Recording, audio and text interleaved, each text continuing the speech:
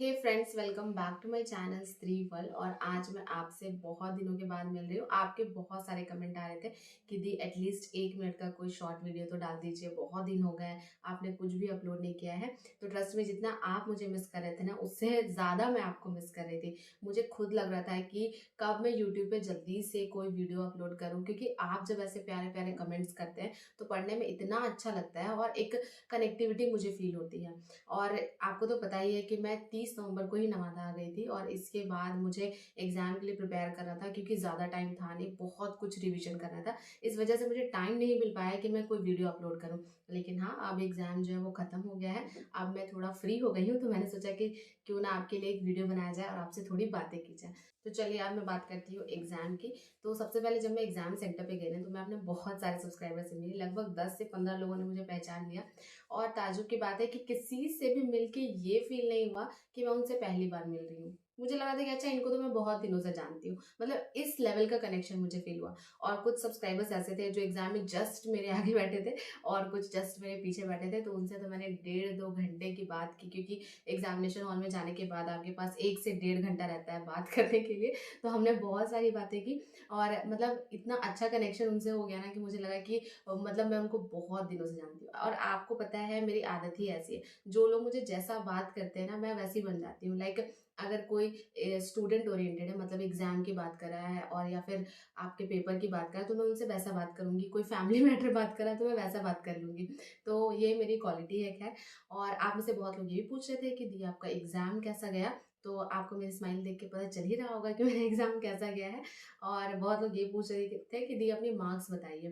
तो देखिए, इस बार मैंने सोचा है ना कि मैं मार्क्स रिवील नहीं करूंगी। वो इसलिए क्योंकि जब मैंने लास्ट टाइम प्राइमरी वाला अपना मार्क्स बताया था, तो जो मेरे सब्सक्राइबर्स हैं, तो उनको तो कोई ट्रस्ट इशू है नहीं। वो, मैं उनको मार्क्स बताऊं या नहीं बताऊं, वो मुझ पर ट्रस्ट करेंगे ही करेंगे। लेकिन कुछ लोग होते हैं नेगेटिव लोग, जो मतलब बोलते हैं कि अपना मार्क्स दिखाओ, ओएमआर शीट दिखाओ, प्रूफ दिखाओ। तो ऐसे में थोड़ा मैं भी नेगेटिव हो गई थी और एंड में मुझे अपना ओएमआर शीट पूरा शेयर करना पड़ा था यूट्यूब पे।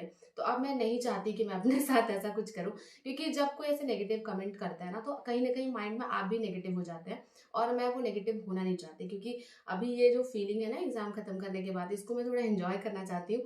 बहुत ज़्यादा पॉजिटिव फील कर रही हूँ। एनर्जी बहुत हाई है, बहुत ही ज़्यादा अच्छा फील हो रहा है। तो उसको मैं कुछ लोगों की वजह से डिस्ट्रॉय नहीं करना चाहती हूँ। नो डाउट मैं अपने मार्क्स आपसे ज़रूर शेयर करूंगी जब रिजल्ट आ जाएगा तब। और चलिए, अब मैं बात करती हूँ कि पेपर का लेवल कैसा था। देखिए, जो क्लास 9-10 का पेपर था वो मुझे ईजी टू मॉडरेट लगा। मतलब क्वेश्चंस ऐसे थे कि अगर आपकी प्रैक्टिस है तो मैथ्स का पेपर आपसे आराम से सॉल्व हो जाता।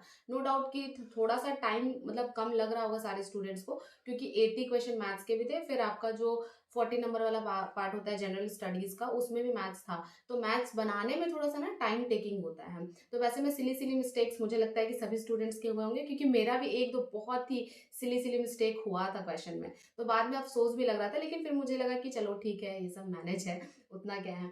और मतलब 9 to 10 का पेपर मुझे मतलब इजी टू मॉडरेट ही लगा। और मतलब दूसरे दिन के लिए मैं ये एक्सपेक्ट करी थी कि 9-10 में मैथ्स इतना इजी दिया है, तो 6 to 8 में और भी इजी देगा। बट जब मैं 6 to 8 का एग्जाम देने गई, तब समझ में आया कि नहीं, यहाँ पे तो मैथ्स 9-10 से भी टफ है। साइंस के क्वेश्चंस भी मुझे थोड़ा मतलब मॉडरेट टू टफ ही लग रहे थे। और जनरल स्टडीज का जो पेपर था, उसमें मैथ्स और हिस्ट्री का जो पोर्शन था वो इजी था। और बाकी तो जो था वो करंट अफेयर्स था, और जिन्होंने करंट अफेयर्स पढ़ा होगा, मुझे लगता है कि उन्होंने अच्छा स्कोर किया होगा। खैर, मुझे मतलब 6 to 8 के पेपर के बारे में आपको ये कह सकती हूँ कि उन्होंने ऐसा पेपर बनाया था कि जो क्वेश्चन सबसे टफ है उस क्वेश्चन को उस पेपर में डालने की कोशिश की गई थी। मुझे नहीं लग रहा था कि ये क्लास 6 to 8 का पेपर है, मुझे ऐसा लग रहा था कि ये 11 to 12 का पेपर है। बट फिर भी इसमें भी मतलब अच्छा ही स्कोर आ गया है मेरा। आपको तो पता ही है कि ऑफिशियल वेबसाइट पे मतलब तुरंत ही आंसर की अपलोड कर दिया गया, मतलब बहुत ज़्यादा फास्ट प्रोसेस कर रही है बीपीएससी। तो वहाँ से तो मैंने अपने मार्क्स मिला ही लिए हैं। फिर भी अगर आप मेरे मार्क्स जानना चाहते हैं तो मैं आपको बता दूंगी, बट अभी नहीं।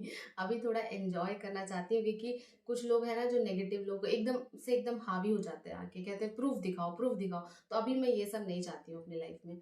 तो ये तो थी मार्क्स की बात। और अब मैं आपसे शेयर करूंगी कि एग्जाम के बाद मैं क्या फील कर रही हूँ। मतलब एग्ज़ाम के बाद मैं बहुत ही ज़्यादा लाइट फ़ील कर रही हूँ। ऐसा लग रहा है जैसे कि मुझे कोई काम ही नहीं है। मुझे लग रहा है कि अरे यार ठीक है, घर के काम करने हैं, ओके वो तो मैं पहले भी करती थी। लेकिन उसके बाद क्या करना है? उसके बाद का सारा टाइम समझिए फ्री ही है मेरे पास। तो इतना अच्छा लग रहा है, मैं आपको क्या बताऊँ। मैं 2 सालों से, जब से मेरी शादी हुई है, मैं एग्ज़ाम के पीछे लगी हुई थी। पहले मैंने डी ट्रिपल एसबी पीआरटी की और टीजीटी की तैयारी करी थी, लेकिन उसकी वैकेंसी आपको भी पता होगी कि आई नहीं है अभी तक। तो वो उसके उसका मेहनत जो मैंने किया वो बेकार गया। फिर मैंने केवीएस पीआरटी की तैयारी करी। केवीएस में तो मैंने बहुत पढ़ा था, मतलब बहुत ही ज़्यादा, लेकिन फिर वहाँ से मतलब निकाल दिया गया बीएड वालों को। फिर मैंने तैयारी करी इस एग्ज़ाम की, बिहार प्राइमरी की। तो यहाँ से भी मतलब मैंने अच्छा स्कोर भी किया, बहुत मेहनत भी करी, बट यहाँ से भी निकाल दिया गया। तो एक सीरीज़ ऑफ फेलियर था, मतलब वो भी ऐसा फेलियर ना जिसमें आप अपना 100% दे रहे हैं, अच्छा स्कोर भी कर रहे हैं, बट फिर भी आप रिजेक्ट हो जा रहे हैं बार बार। तो ये जो फीलिंग है, मुझे लगता है हर स्टूडेंट के लिए सबसे ज़्यादा बुरी फीलिंग होती होगी कि आप काबिल हैं, but just due to some reason, some political issue, आपको जो है निकाल दिया जा रहा है, बार बार हर एग्जाम से रिजेक्ट कर दिया जा रहा है। तो उसमें मैं बहुत ज़्यादा डीमोटिवेट हो गई थी, और उस डीमोटिवेशन के बाद भी किसी एग्जाम के लिए तैयारी करना, it's really very very very difficult. फिर भी मैंने इस टफ टाइम में अपनी प्रिपरेशन को जारी रखा कि नहीं, अगर मैंने सोचा है कि मुझे लाइफ में कुछ अचीव करना है तो मुझे करना है। और अगर मैं टीचिंग की बात करूँ तो टीचिंग जो है वो मेरा पैशन है। आपको पता ही होगा कि मैं लास्ट बहुत सालों से, शादी से पहले टीचिंग कराती थी, बच्चों को ट्यूशन पढ़ाती थी। तो उस समय से ही मेरा पैशन बना हुआ था। तो मुझे लग रहा था कि नहीं, अब मुझे एंड में नहीं छोड़ना चाहिए। हाँ, डिमोटिवेशन मुझे बहुत बार हुआ है इस जर्नी के दौरान, तब आपने मेरा मोटिवेशन बढ़ाया है। और मुझे भी ऐसी उम्मीद है कि जब आपको डिमोटिवेशन हुआ होगा, तब मैंने आपका मोटिवेशन ज़रूर बढ़ाया होगा। अच्छा, बहुत सारे लोग ऐसे भी होंगे जिनका मार्क्स थोड़ा कम आ रहा होगा और उनको थोड़ी टेंशन हो रही होगी। तो मैं आपको यही कहूँगी कि आपको टेंशन लेने की ज़रूरत नहीं है, क्योंकि कभी-कभी ऐसा होता है कि कट ऑफ कम जाता है। क्योंकि लास्ट टाइम भी जब एग्ज़ाम हुआ था तो सब लोग कह रहे थे कि कट ऑफ हाई जाएगा, बट आपने देखा कि लास्ट टाइम में बहुत कम नंबर पर लोगों का सिलेक्शन हुआ था। नो मैटर इस बार नंबर ऑफ कैंडिडेट्स ज़्यादा है, फिर भी आपको टेंशन लेने की ज़रूरत नहीं है, क्योंकि जब तक ऑफिशियल कुछ आ नहीं जाता है तब तक उतना टेंशन मत लीजिए। बात ना सिलेक्शन की होती है। मान लीजिए कट ऑफ 60 गया है, तो कोई बच्चा 80 भी ला रहा है और जो 61 भी ला रहा है, तो उसका भी सिलेक्शन हो जाता है।